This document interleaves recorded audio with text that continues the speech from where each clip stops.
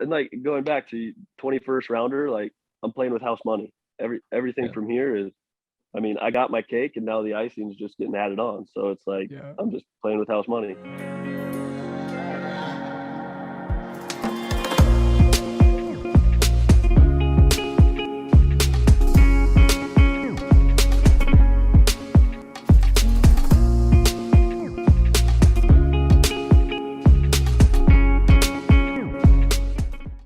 All right. Welcome back to another episode of Champion School. Champion School, we're sitting down with the brightest minds of the game, chatting a little life, chatting a little sports. I'm Ray McIntyre. That is Austin Byler, BZB. How are you, man? Hey, we're doing good, baby. We got this special shirt. Shout out the Weeblers, Brian, Brady, Mr. Jones out there, 1-6 Performance in Colorado. If you know, you know. I'm fired up, Ray. This is awesome. And this is my favorite hat, by the way. We're getting some good love on it on Twitter, so it's been cool to watch that too.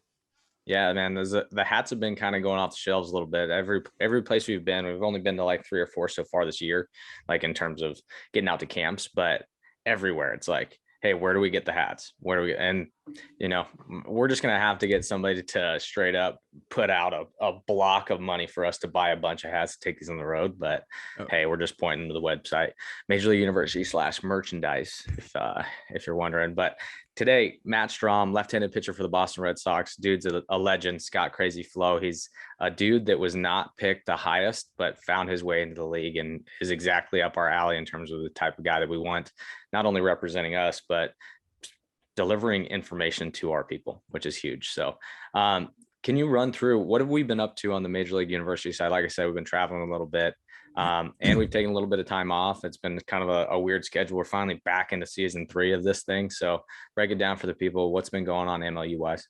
Yeah, we've taken a little breather on the podcast here, headed into season 3. We're going to split it up into different sections now and seasons throughout the year and just give ourselves a little time and space.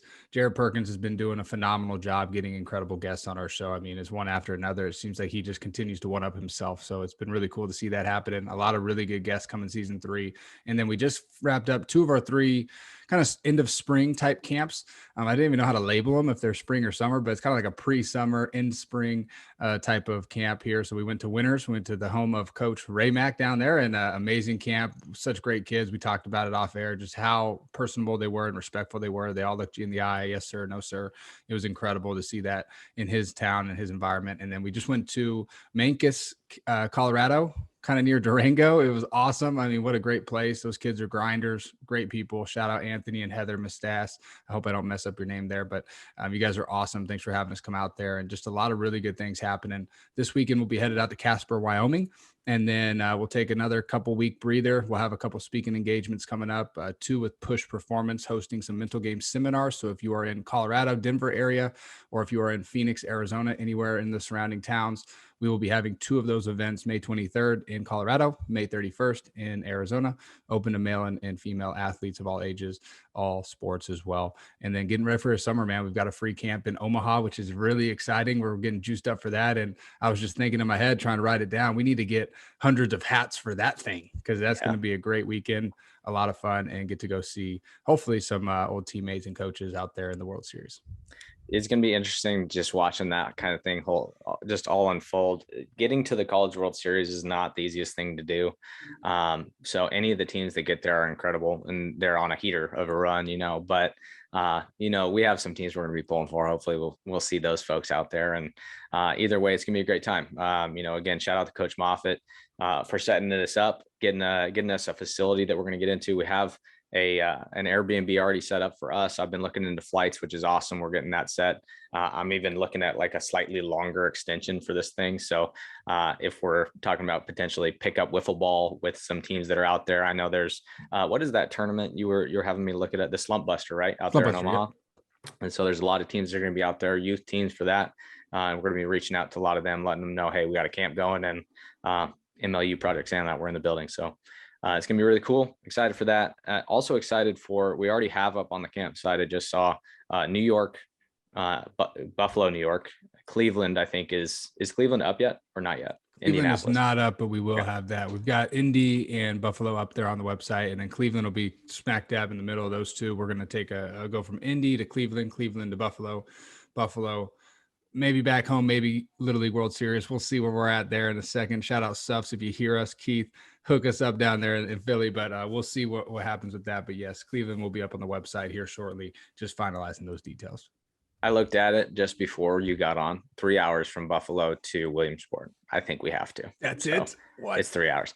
And I asked Stuff, so I sent him a message to him and said, hey, how far are you from Williamsport?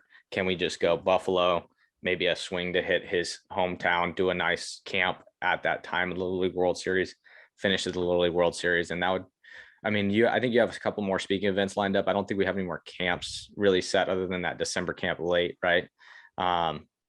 In Arizona, I think is where we're the yearly one, but it's going to be a really, really cool time. I think that's going to be a good window for us to kind of like, okay, let's shut it down for a little bit. Right.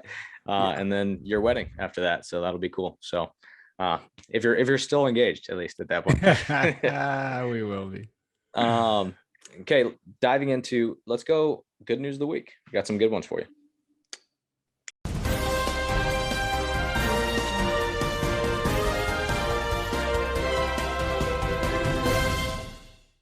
All right, good news of the week. I have two stories kind of along the same lines and just interesting. I don't know if they're both good news. It's just kind of strange stories here. But number one, a widow finds late husband's wedding ring under an apple tree 35 years after he lost it. So this woman, her husband died 22 years ago. He lost his wedding ring 35 years prior, was working in the garden one day. She's out there just kind of working on her own and comes across like a bent piece of metal in the garden on the ground, pulls it up, happens to be the ring that he lost way back then. And just how wild is that, right? Like, so cool, see something turn around. So that was the first one. And here's the second one. And I don't know. One-eyed cat. That's how it starts. One-eyed cat. Sorry. Okay. One-eyed cat shows up on an offshore oil rig after 5 years of being lost. So this cat, this cat leaves this family's home, like is gone. Okay. The family reports it. Apparently, because they tracked this story around, this cat ended up going to a prison kind of near the home, stayed at the prison with like the prison guards and was like a prison cat for like 3 or 4 years. Somehow gets stuck in a container bin that was like 1.5 miles from the prison. Container bin gets shipped out offshore to the oil rig, pops out. The people in the oil rig take care of it for about 6 months. They life flight it off of the oil rig back to the mainland. And then the family gets called because the chip got scanned and it got returned. So One-Eyed Joe, they called him One-Eyed Joe, which was hilarious. What are your thoughts? My moral here is like, sometimes you might lose something, but there's always a chance it comes back around. So that's a great way to look at it, man. My first thought was Cyclops in the flesh, dude. I was like, what the heck is this? I think that's pretty cool there. At least they found their cat. But what a crazy story of that cat in this world travels. I mean, that is awesome. But hey, I guess moral of the story there is get your pet chipped. I never know when it's going to return. No doubt. Update those chips whenever possible. So. Those are the only two good news pieces of the week. I thought that would just put a smile on your face. So those are great. Let's dive into Chew on This, presented by Grinds.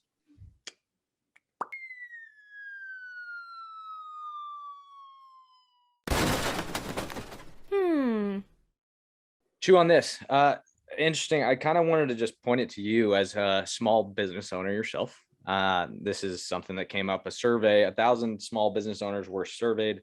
71% believe the new American dream can be achieved through sacrifice, risk-taking, and hard work. What are your thoughts? As a guy that started up his own business, you've seen some trials. You're actually kind of in the starting another small business at the same time. And we have a third that we're kind of putting on the table too with Project Sandlot, technically. But as a small business owner, I mean, I'm sure you believe this, right? Otherwise you wouldn't be chasing your dream. But maybe what are some things some trials you've come across, or some things that you're really like, hey, this is why I'm doing this? Yeah. Well, the first thing is like your purpose too for what you're doing. And I think everybody has a different purpose, whether they they created the Snuggie because it was just more convenient for people to wear, or it was the Starbucks drink that I'm crushing right now, which by the way is amazing. I'll get to that in a little bit. Or it's just starting your own business and doing something that you love to do. And so for us, I really looked at it when I was working in the Bay Area and had a full-time job. Everything was pretty safe and healthy. It was easy. And leaving that was really nerve-wracking, but it was how conditioned society is to just stay with the 9 to 5 life. And once you leave that, you just feel so much more free. Yes, there's a lot more pressure because you have to bring in the income and you're kind of in charge of all that stuff. But if you have the passion in your heart to go do something, I mean, there's plenty of things you could do to make a little less money and still be happier doing it. So I think that was a big key. And then not being afraid to take risks too. That's the hardest one. I'm not a very big risk taker. I'm pretty safe for most of the time, but the last year or two has been taking more risks as far as reaching out to programs that maybe we don't believe that we should even be working with, or maybe it's like with the Bison and starting a new team, or with Project Sandlot and going, what is this NFT space? We have no idea what it is, but let's go create one. Like all these different ideas and concepts, they all come with a belief and a vision. And so I think the ones who last in the fight the longest are the ones who have the most success in the long run.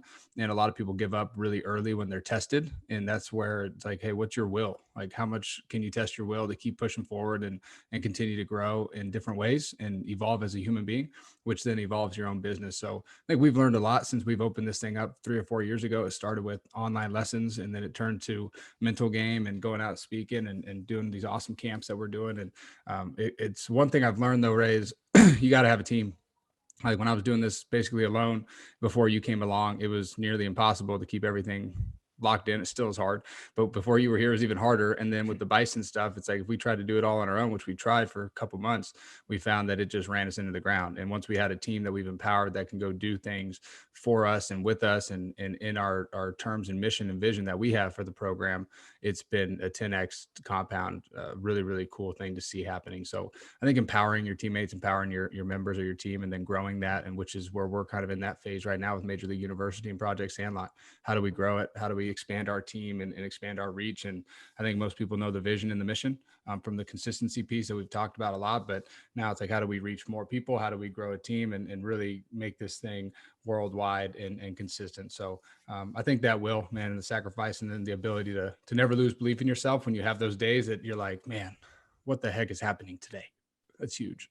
Yeah, it's interesting. You mentioned the risk taking the risk, because that was the one thing that stood out in that. The 71% are willing to take the risks, and a lot of times you'll see people that are more willing to take risks have had harder lives in their backstory. Like they've had trials, and the only reason they're willing to do that is because sometimes they just go, F it, what's going to happen? What's the worst that happen? And those people tend to be successful, which is really cool. And then you had said the team side. Oh, did you have something? Well, I was just going to say, right, think about for you and I mean, you've coached for freaking a million years, like 8 to 10 years. And then you played obviously college baseball for 4 or 5 years. For me, same thing, playing college and for a long time, and we're used to like this 10 to 10, or like you never really shut it off. So for us, it's a little different going into this world, because if you're thinking of the average human being who didn't play any sports, I mean, their day consists of go to school, leave school, and then what do you do from 2:30 or 3:30 to 10, 11, 12 at night? Like there's not much for you to do. But for us, it's like, man, we've been so, I don't want to say programmed, but really kind of programmed and conditioned that we work for so long in our craft doing something else with the goal or vision of, for you, maybe being Division I head coach, for me being an MLB athlete or whatever that might look like. We grind and sacrifice so much there. And like you said, going to your point, is we've kind of taken those risks to go do it. I mean, volunteering as a college coach, obviously you're not getting paid millions of dollars, and in the minor leagues, you're not getting paid anything either. So we're grinding for something that we believe in. And now it just kind of shifts into something different that we love doing. And so the days that might seem long, or might seem like there's a lot of work, or we go Monday through Monday sometimes because we have the weekend camps or speaking, it's not as tough as it would be if we weren't ever exposed to this type of lifestyle. So I think just going back to that point, man, is we're kind of conditioned to do it, and taking that risk. It's in the blood, Coach Powers put it in us early, shout out to him. But I thought it was cool that you said the team thing, and the number one goal on the same survey for small business owners is getting employees health and retirement. which has nothing to do with their own. And we're in the same boat. Like, we're starting to work towards that too. But it's like, they're not even concerned about making themselves more money. They're trying to make sure that their employees are okay, which is hard to do in a time where, businesses aren't making a ton of money, or we're coming out of it, which is great. So, and another person who really bet on himself, and we'll go back to it here, but Matt Strahm, the left-handed pitcher for the Boston Red Sox. Shout out to Bobby Dahlbeck, who's with them over there. But he from North Dakota, West Fargo, I believe, is the small town, or the town that he's from. Went to Neosho Community College, or junior college. Was drafted in the 21st round. Like, everything was stacked against this guy. And the one thing that stands out to me is how much he was just like, I'm doing it, like he was told by, and we'll let him dive into the story. We'll break it down afterwards. There you go. Matt Strahm.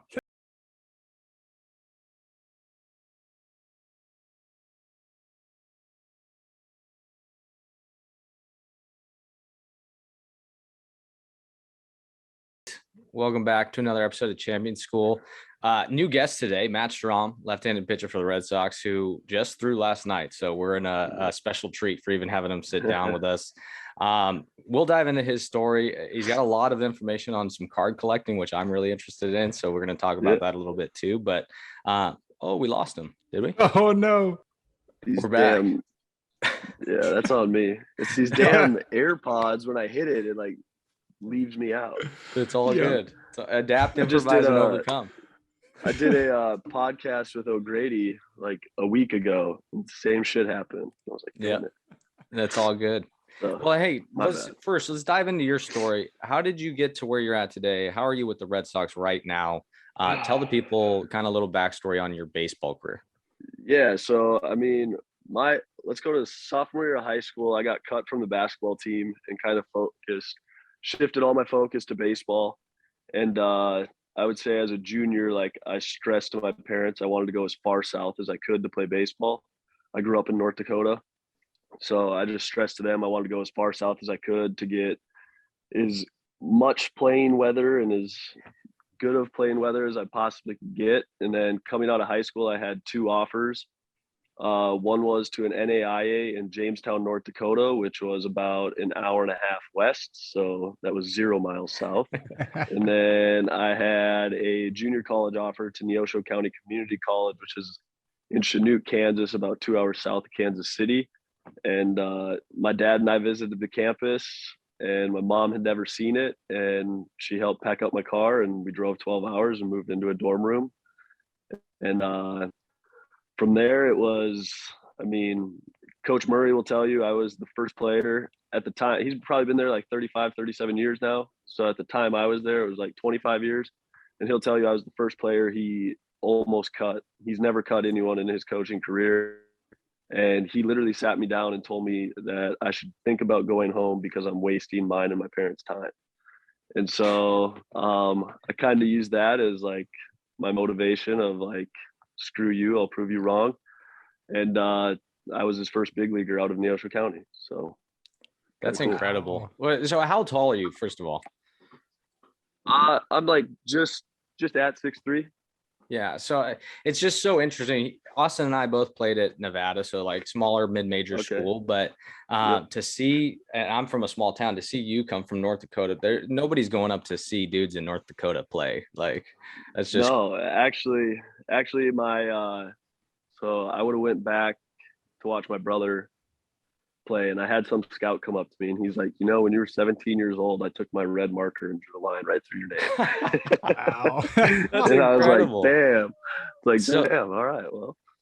Hey, I mean, you used it as fuel. And so what did you do to go from that meeting with your coach, that sit down, hey, let's send you home, to, I mean, how did you turn it all around?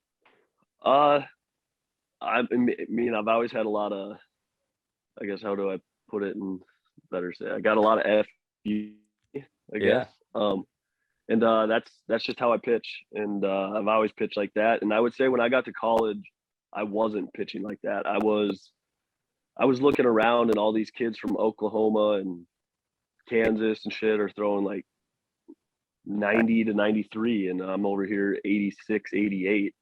And it was like, I don't know.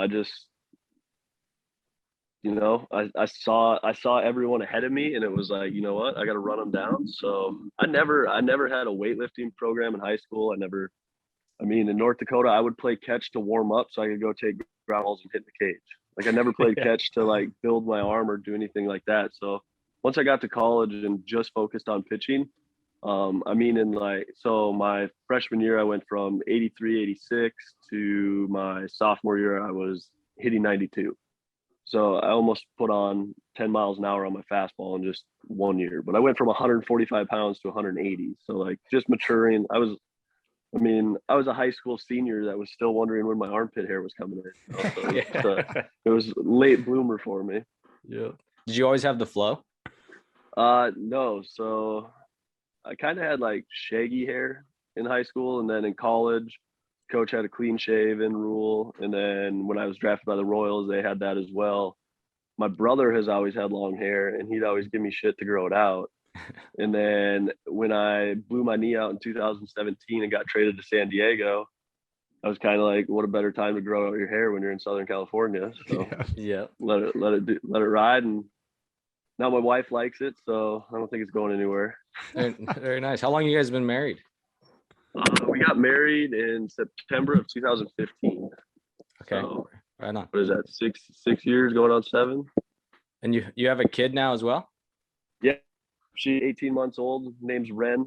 Wow. Yeah, it's awesome. So Nice. Life changing. Life's moving fast. Yep. I bet. Go ahead, Bye. Yeah, that is incredible, man. That is incredible. And the flow looks good, man. So when you're on the mound, I see a picture, man. You got the attitude with it. You got that confidence. It's awesome, right? I love seeing that in the demeanor. Your story kind of reminds me of one of my best friends, is Aaron Bummer, and he's had a lot of success. Okay. In a reliever, and he was very similar. It was like high school, wasn't highly recruited, kind of overlooked, and then college, got on a program, started to figure it out, and then got in professional baseball, and just something clicked, right? Something clicked. Yep. But I'll take me back through being a 21st round draft pick, because he's in the same boat. He's 120 something round, and is just like you guys are killing it right now.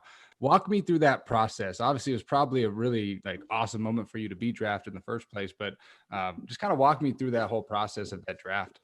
Yeah, actually with the Royals, I had talked to him quite a bit before the draft, and obviously being there in just South Kansas City playing junior college ball, they saw me quite a bit. And actually, after the 20th round happened and they didn't draft me, I called my scout and I was upset. I was like, you know what, you guys told me you were going to take me anywhere from the 13th to 17th round, and I was like, 20th's gone on. I was like, I'm just going to go to college. And then, those later rounds are super quick. They're like a minute. And I would say 10 minutes later, they draft me. And the next day he's at my house with the contract, and I signed it. So they called my bluff, and I ended up signing it. But, sure, buddy. Yeah. So they're like, okay, whatever. And the whole time, I went to junior college with the intent of trying to play professional baseball. So as soon as that opportunity was given to me, it was kind of a no-brainer to take it and run with it. I know Darren Erstad at the time, who was my childhood hero and actually just got hired as the Nebraska head coach where I committed. He was a little upset with my decision, but I saw him 5 years later in the K, and water under the bridge now. Yeah. I think you made the right choice. Yeah, it worked out. Actually, I met him on Nebraska night in Kansas City. Can't remember if it was the end of 16 or the beginning of 17. But Gordon was like, "Yo, Strahm, come with me. I'm gonna go say hi to Erstad." And I was like, "Dude, he don't want to talk to me." Like the last phone call we had, he was telling me I'm making the wrong decision. I was like, "You don't want to talk to me." He's like, "Nah, dude, it's whatever. Go over there." Gordo introduces me, whatever, and Darren shakes my hand. He's like, "Yeah, you'd have been here a year earlier if you came to Nebraska." Touche. Thanks, Coach. Coach. Yeah, exactly. That is awesome, man. I love hearing people's stories and how they got there, because there really is a lot of struggle in the journey, and there's a lot of different ups and downs, and that's something that we love talking about with what we do. But one of the other things that I was just really curious on is kind of that demeanor on the mound and that confidence. So you've multiple times where you cut from your basketball team, weren't highly recruited out of high school. Obviously, you had multiple people tell you that you're making the wrong decisions, right? And trying to push exactly ways, and for right or for wrong. But how important is it as an athlete and just a human being in general to never lose that belief in yourself, that if you have that strong belief, and you know that you can get there, that you can do anything in the world. Like, how important is that as an athlete? Yeah, I think especially as a pitcher, I think the word conviction is something I stress a lot to guys. It's like I I personally don't like shaking the catcher. I have full confidence in all four of my pitches, and I tell every catcher that catches me, "You sit back there and pretend you're playing the show. I'm going to execute it." Like that's just my belief in my pitches. And I mean, there are times where like I throw a pitch and it's like, okay, I'm going to bust him in here now, and then the catcher calls a slider away, and it's like, no, I'll shake to that. But that's because I've already before consulting with the catcher, I've already put conviction in a fastball in. So it's like as soon as he puts down slider away, am I fully convicted in that? If I was towing the rubber, telling myself I wanted to throw a fastball in. So I think just the conviction, like if you go out there with 95 and are just trying to throw a strike, you are going to get patted around the field. But if you go out there with 93 and there's a lot of FU behind it, you're gonna get good results. And I firmly believe in just the conviction behind all your pitches is what you need. I mean, there's been times where I've done like I would want a fastball in, and the catcher throws a slider, and I'm like, yeah, my slider's nasty. Okay, sure. And whack, 3-run homer. It's like, damn it, should have been a fastball in. Like the 100% conviction was the fastball in, and there was only 92% conviction with the slider away. So conviction is a big thing to me. And when in doubt, go with whatever you compete at 100% with. Like that's just kind of been my philosophy and working. So I'm gonna keep doing it. Yeah, don't stop. Doing pretty good. Yeah. I love the FU mentality because like, hey, my stuff's better than you. And even if I have 85 or 95 or 105, if I believe that my 85 is better than your 105, I'm gonna bust it past you either way. Right. So it's like that conviction that you talk about. So important. Through like because you guys play a ton of games, obviously 162 games. You've been in the playoffs multiple times. There's a lot of ups and downs to a season, spring training. People don't realize how long baseball seasons really are when you're from the outside world looking in. You're away from family, right? You're traveling on the road. You're in hotels all over the world and going to different places. How important is it, and or really, how do you stay mentally prepared to come in and stay consistent? Yeah, I mean, I would say like my wife plays a big part in that. Like when I try very hard that when I take a shower at the field, my day's over. Like there's like last night, I mean, I sat there and stared at my locker for 5 minutes because I was just pissed at a result. And it wasn't even the runs get. I was more pissed at the slider that I left middle that went for a base hit. It was like I just sat there for 5 minutes, and I don't want to ever bring it home with me. I really try to separate it because like you said, it is a long season. I mean, like today I'll be our bus leaves the hotel at 1 and I'm at that field until 11 o'clock. So 10-hour days kind of get long over the course of 162 games. And just really having the focus of once I shower at the field to leave baseball at the field, that kind of helps me a lot. Like it's just kind of washing everything off. And when I go home, I mean, now I got a daughter that has a big smile and open arms every time I come through the door, no matter if I give up 5 runs or punch out the side. So that makes it a lot easier too. That's all. I love the perspective too, man. Like just making it bigger than the game. Yeah. Like that's incredible. No doubt. No doubt. And like going back to 21st rounder, like I'm playing with house money. Everything from here is, I mean, I got my cake and now the icing is just getting added on. So it's like, I'm just playing with house money. Zero pressure at that point, like you can just go out and enjoy it. And like he said, perspective when you get to come home and see your family, like, I mean, competing is like, I mean, that's my drug is competing. And I mean, I ended up in the hospital when I was 10 years old with a dislocated elbow from musical chairs with my parents. So competition is literally everything I've always known. And it's just something that drives me. So, I mean, it doesn't matter if I got an 11-run lead or an 11-run deficit. When I toe the rubber, and I mean, I don't think this is selfish, but at the end of the day, it's my numbers on there, and it's like I'm going to compete with you. Yeah. Take us through. So you were injured. You had a knee deal, right? And I don't know if you've had it once or twice. Is it? So I've had 3 surgeries. I've had the same surgery twice. One on each knee, and then I've had a cleanup on the other one. Jeez. Yeah. So So obviously there's a little hesitation as you're coming back. You're trying to rebuild that knee and get yourself fully in shape and ready to go again. What is that like for a guy? I mean, you had to have a rehab start and stuff like that. So what's that like going through that process to get back to where you're at right now? Yeah, I mean, the whole rehab process, I would say that's definitely the hardest part of my career so far because there is no competition in rehab. And it's the mental grind to get back to the competition of doing the same thing over and over and over again for weeks on end to get back to zero, essentially. Just get back to your baseline. And, I mean, again, I'm a big perspective guy. So it's like, you know, I'm in the big leagues, and if I just do my work, I should get back to where I belong. And I think just, I mean, now feeling I feel healthy finally for the first time in like 2 years. So Yeah. makes baseball a lot more fun than getting out of bed and wondering if I'm going to be able to walk down the stairs to the bullpen. Yeah. Just makes it a lot more enjoyable going to the field every day. Yeah. How old are you? Just turned 30 this last November. Nice. Yeah, I'm 30 as well. I got 31 coming up in May. I'm not looking forward to it. Just a number. Yeah, right. Yeah. One more question, I'll kick it to bye, but your card collecting, and this is something I Yeah. watched a couple of episodes of your show, The Card Life, Yeah. a TV show on YouTube. Okay, yeah. Take us into what got you into card collecting. Is it your way? We talk about filling up your cup in other areas of life. Is this your way to fill that cup elsewhere?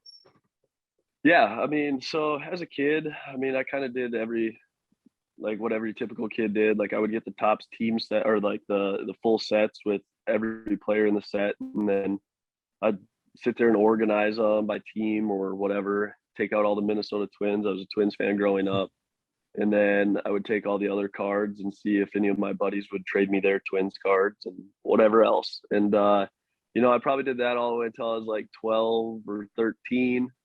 And then I think we all kind of got into the Pokemon stage there around like 11, 12. And I'd say once I got into high school, I kind of got away from it. And then when I was in pro ball, I really didn't want to be that guy collecting his teammates.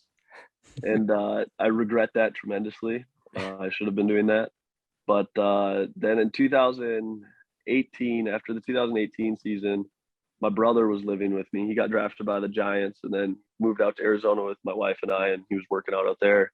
And my brother is an entrepreneur. He's above everything and whatever. And he's sitting here ripping these cards, flipping cards. And one day I stopped at Target on my way home and picked up a couple boxes and I opened them. And from that day, I've been opening cards, I would say at least bi-weekly.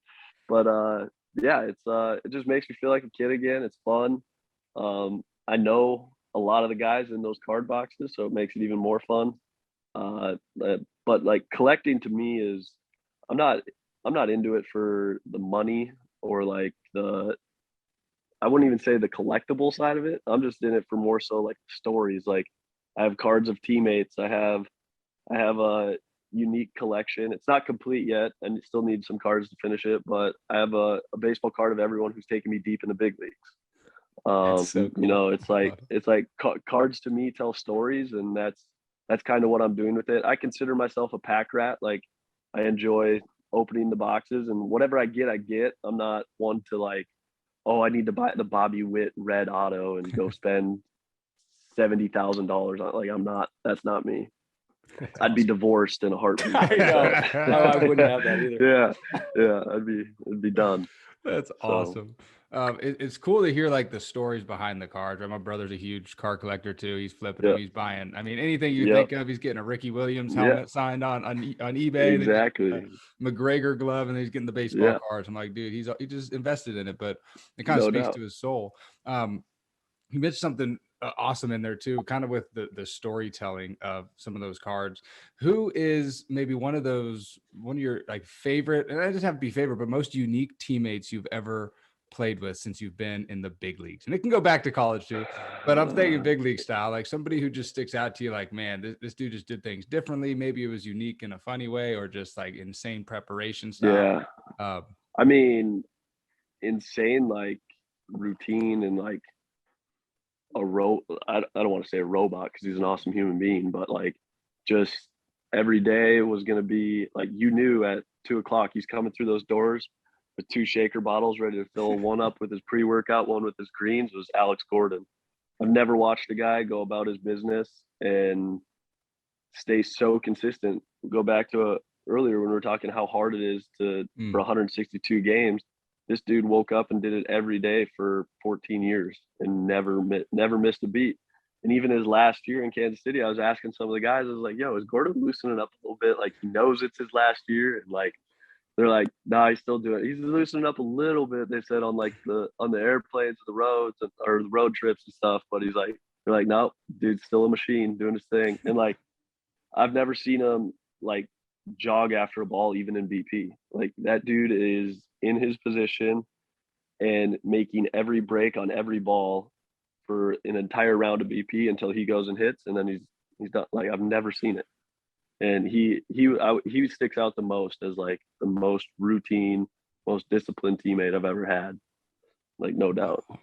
That's all. I mean, testament to his career too, right? Like how successful he was and consistent with his career, going through. Oh yeah. I mean, that is so awesome to hear. I love hearing stories of that too, and just what it takes, man. Because people don't see this on the outside, man. Like, we've both been in it. You've been in it for a long time. It's like when you're in the trenches, you're just kind of go, and things are coming all over. It's almost like you shun out the rest of the world sometimes and just kind of focus on your deal. And you learn a lot about people and you learn a lot about life, which I think is the best part about sports, man. No doubt. And I think like from my perspective, it's just seeing how individualized the sport is. Like, there's not a right way to do it. Everyone does it differently. And I mean, I tried talk pitching with Darvish, and I asked him about his curveball, and all of a sudden he started talking about his second knuckle in his middle finger. He feels the pressure when his scap goes over his rib. And I just sat there and I was like, dude, nope. Like, I'm sorry, but I'm going to walk away from this before it messes me up, because I've never once thought about my rib throwing a baseball. So I'm not even going to comprehend this right now, but to each their own. Yeah. It's unreal. Everyone's got their way, man. That is the coolest part about baseball, and really how unique of a sport it is, man. Like, he's thinking of his knuckle and rib combo, which I've never heard of. And then you're just like, dude, I'm going to freaking blow it by you each and every time. And other dudes are different, but that's the uniqueness of the sport. That's what we love. My last question before we kick back to Ray, we'll get into the game, get you on your way, is there's a lot of parents that watch our podcast, a lot of coaches who are pouring into youth athletes, high school and college ranks. What is maybe some of your best advice, or something that you wish you would have known, or something you took from your childhood into college and into the professional ranks that you would give back to the kids out there that are looking for just that little nugget, right, from somebody who's been doing it for a while? Yeah, I mean, I think the biggest thing is kids need to stop being fixated on D1. Like, you need to go play where you're going to play. Junior college, especially up north, where I'm from, like, it gets a bad rep. Like, junior, I'm too smart for junior college. I did not go to junior college for class. I'm sorry. I drove 12 hours away from home to play baseball and to pursue an opportunity. And I think that's one thing I wish, especially up north, parents would get off of like the stigmatism of junior college baseball. I think the most important thing you can do is go to a school where you're going to play. I mean, even if it is Division II or NAIA, whatever it is. I mean, you got my best friend Tim Hill was a 25-year-old drafted out of an NAIA in Oklahoma, and he's now a 4-year big leaguer. Like, you have to play. You can't go to Arkansas, sit on the bench until you're a junior, and then expect to get a professional opportunity. Like, it's not the way this game is. And I mean, the more you play it, the better you're going to get at it. It's that simple. Love that. That's awesome. Go ahead, Ray. Yeah. Nobody cares how you get there when you're there. Like, no, you're there. No. So I'm with that. Exactly. We're going to dive into the game. We adapted it a little bit for a card version of it here. So it's called On It or Off It. I'm going to go through a list of 10 things. You're just going to tell me on it, you're about it, off it, not really about it, and a quick reason as to why. So run through them quick. But number one, we'll start out with poker. I'm off it personally because I don't like gambling. I work too hard for my money, and then it kills me when I watch it just disappear. Just burn up right in front of you. Yep. Number 2, Pokemon, you mentioned earlier. I mean, I'm on it, especially from an investment side, because Charizard's not going to go tear an ACL and not be able to play anymore. Like, I mean, it's just the way it is.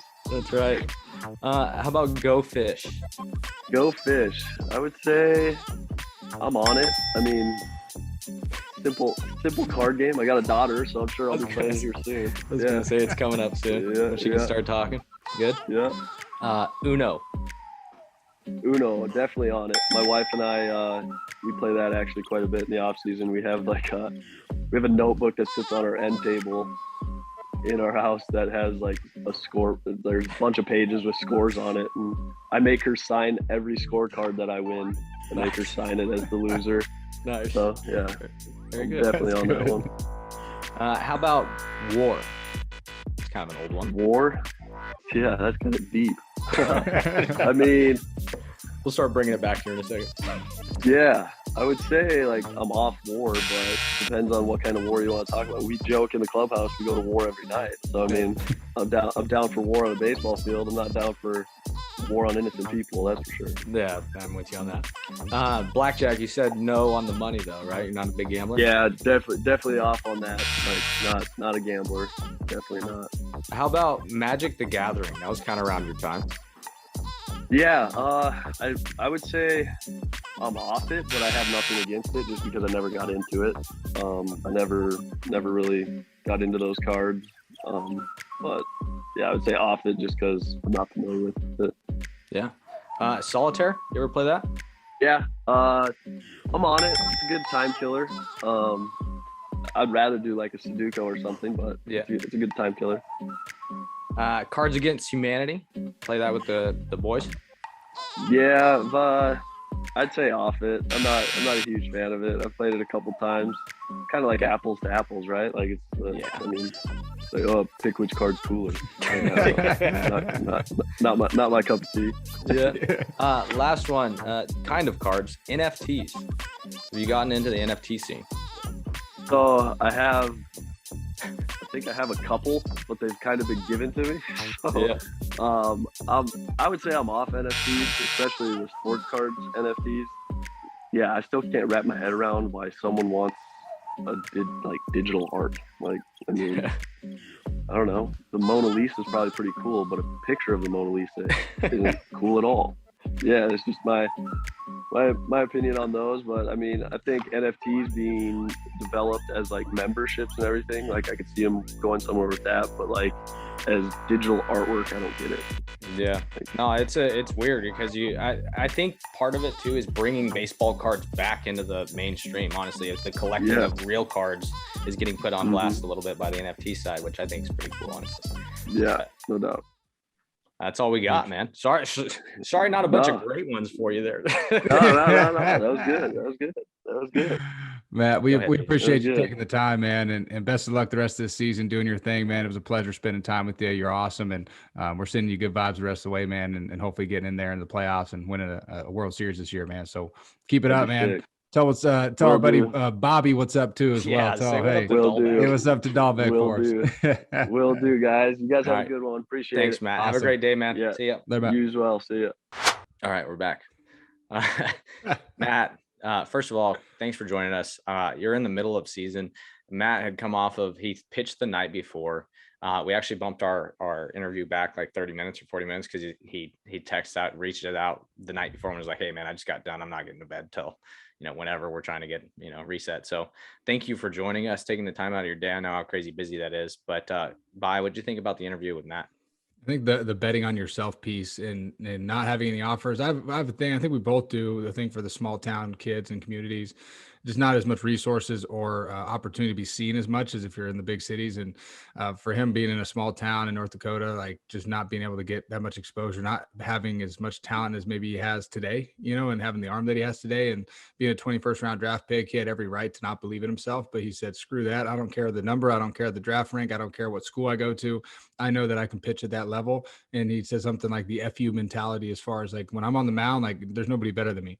And I'm a firm believer that no matter what your stuff might might be. And we talked about on the podcast, like if I don't have the best stuff, but I believe I have the best stuff, your stuff is better than somebody who has the best stuff, who doesn't believe that they have the best stuff. So just believing in your own craft and your own skill set, I think that was so key to what he does, man, and why he's had so much success in the big leagues. I mean, I was looking at his stats. I'm like, this dude's a dynamic, nasty left-handed reliever who's had a lot of success with some really good stuff. But he believes in his craft, and he believes in what he can do, and his work ethic shows. So he's an awesome dude. Yeah, I think he's at like 7 2/3, 7 punchies, like round a walk and a hit, or one of each per inning, or half each per inning, something like that. I don't know. The guy's on fire. Not a guy I want to face if I'm hitting at all, but awesome dude. And like you said, he was, I think, told by his college coach that he was potentially the first guy to ever he was ever going to cut. You know, yeah. It was like, this is a big leaguer, dude. This guy is legit, and it goes back to the story. There's a lot of kids, and we tell the elephant story a lot, that are told they're not going to make it. Like, you're not good enough. How are you going to respond? You know, because at the end of the day, it doesn't matter what somebody else thinks. It's what you believe and how far you're willing to push that. And Matt's a dude that pushed it all the way to the big leagues. So we're going to be following him. And again, we can't thank him enough for joining us. And thank you guys for listening. If you guys ever have any issues, ever need anything, or ever want to set up, whether it's a camp, speaking event, even just having us come in and talk to a team, like, we're available for all of that. You can check us out on the website. There's links on the website where you can directly reach out to us and set things like that up. If you're not sure what the leadership and, you know, character building stuff is that we do, it's all laid out on the website, majorleagueuniversity.com, projectsandlot.com, if you're trying to help out on the charitable giving back side, where we're working with a lot of kids, and we've seen a lot of smiling faces so far this summer. So that's gonna do it for me, Ray McIntyre, Austin Ballard, BZB. See you guys later.